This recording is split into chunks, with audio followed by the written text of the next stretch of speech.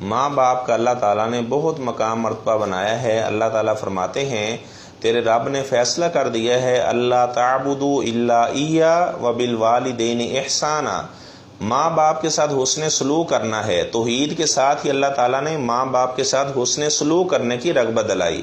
فلا تقل لہما اف، آپ نے والدین کو اف تک بھی نہیں کہنا، یعنی ان کے ساتھ لڑائی کرنا، جھگڑا کرنا، انہیں تانے دینا، کوئی ایسی بات کرنا جس سے ان کا دل ٹوٹ جائے، یہ تو بہت بڑا ایک جرم ہے۔ اور جس کے والدین جس سے ناراض ہیں اس کا اللہ بھی اس سے ناراض ہے، جس کے ماں باپ جس سے راضی ہیں اللہ تعالیٰ بھی اس سے راضی ہے۔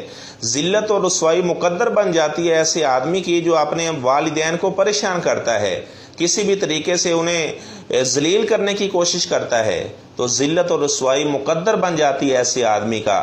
عزت اور مال مقدر بن جاتا ہے ایسے آدمی کا جو اپنے ماں باپ کو عزت دیتا ہے، اللہ تعالیٰ اس سے پیار کرتے ہیں، اللہ تعالیٰ اسے عزت عطا کرتے ہیں جو اپنے ماں باپ کو عزت دیتا ہے۔ اور ذلت ایسے بندے کا مقدر ہے جو آدمی اپنے ماں باپ کو پریشان کرتا ہے۔ بعض ایسے بھی لوگ ہیں اپنے ماں باپ کو دھمکیاں دیتے ہیں کہ ہم آپ کو جناب ہم خودکشی کر لیں گے، میں آپ کو مار دوں گا، میں گھر سے بھاگ جاؤں گا، میں ایسے کر دوں گا، ایسے کر دوں گا۔ اور بے شمار ایسے واقعات بھی اخبارات میں آئے رہتے ہیں کہ فلاں بیٹے نے اپنے سگے باپ کو قتل کر دیا، یا فلاں بیٹے نے اپنی سگی ماں کو قتل کر دیا۔ یہ تو بہت بڑا جرم ہے۔ آپ صلی اللہ علیہ وسلم نے ایک واقعہ بیان کیا، آپ نے فرمایا نادت ام ابنہا وہو فی صومعہ، آپ نے فرمایا کہ ایک آدمی حجرے کے اندر وہ نماز پڑھ رہا تھا، اس کی ماں نے آ کر اسے آواز دی یبن جریج، اے بیٹا جریج میری بات سنو۔ یہ روایت صحیح بخاری کے اندر ہے اور اس کو روایت کرنے والے حضرت ابو ہریرہ رضی اللہ تعالی عنہ ہیں۔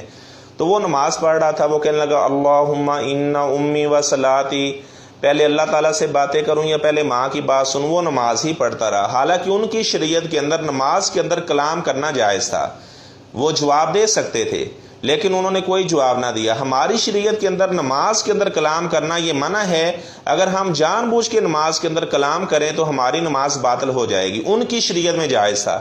ماں اگلے دن آئی، ماں نے پھر آواز دی، وہ نماز پڑھ رہا تھا، پھر اس نے کہا اللہم ان امی و صلاتی، پہلے اللہ سے باتیں کروں یا پہلے ماں کی بات سنوں؟ وہ نماز ہی پڑھتا رہا۔